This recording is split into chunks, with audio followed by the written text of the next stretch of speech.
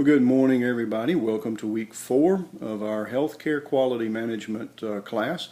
My name is Mark Evans. Again, I'm your instructor, and I'm enjoying working with you this term as we learn quality principles in healthcare. I think we've had a good 3 weeks so far as we've talked about some of the various tools and theories of healthcare quality and the importance of healthcare quality and so forth. And I know that I've learned a lot from you. Hopefully you're learning some things from me. And it's been a good discussion so far. This week we're going to change subjects again as you have 3 chapters to read and a new discussion topic.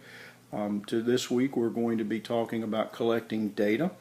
One of the first things that an organization does when they want to improve their quality is starting to have to collect data. There's an old saying in quality circles, in God we trust, everybody else bring data. Certainly is applicable in this case. The value of data is that it gives you an accurate picture of what's going on versus just someone's opinions, their feelings, their thoughts. Data is fact, and it shows you exactly what's going on in a particular situation. So collecting data is important so that our solution for whatever quality problem we're working on is the right solution. If the data that we have is incorrect, then the solution that we have most likely will be incorrect. Collecting data can be time-consuming and costly, so it's important to make sure that you collect the right types of data. A lot of times we collect data and we have mounds of paper and mounds of information that no one ever uses. So understanding what good data is and important data is key to the data collection process. In a lot of different businesses and a lot of different organizations like healthcare, you may hear the term KPI. That's indicative of key performance indicators, and key there is the operative word. What do we like to call the critical few things that you should measure and keep up with? And those are your KPIs, if you will, and those drive decision making and problem solving. Within KPIs, we also have a term called leading indicators and lagging indicators. And leading indicators are those KPIs or those measurements that give you information that you can do something with. Lagging indicators are typically historical data that shows you kind of what's happened in the past. Depending on what you're trying to do, both things are important, but leading indicators allow you to prevent quality problems from happening in the first place.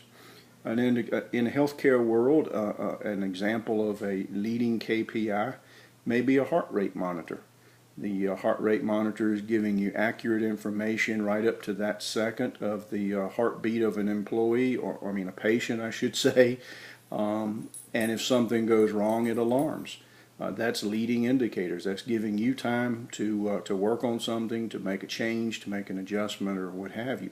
A lagging indicator may be a report of how many hours someone worked last week or how many patients came through the hospital or the emergency room last week. It's historical data.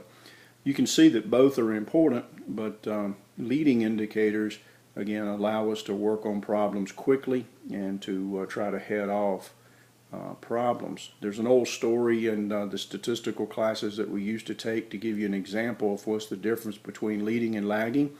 And imagine that you want to lose weight. You step on the scales and it comes out and says, hey, you weigh, 150 pounds. Well, that's a lagging indicator. That number you can't do anything with that number. It tells you that you weigh 150 pounds. Now, depending on male, female, or whatever, you may say 150 is good, 150 is bad, but at the end of the day, you weigh 150 pounds. A leading indicator is something that can control the weight, if you will. We know that if we reduce our calorie intake and if we exercise, then it would most likely change our weight. So by measuring how many calories we take in and measure how often we work out, we can predict then that the weight would go up or go down or what have you. It gives us some control. So that gives you kind of an example of a leading versus lagging indicator. It's important to have data. Again, we'll be talking about that this week. It's important to collect the right data so that you're not snowed under with information and paperwork.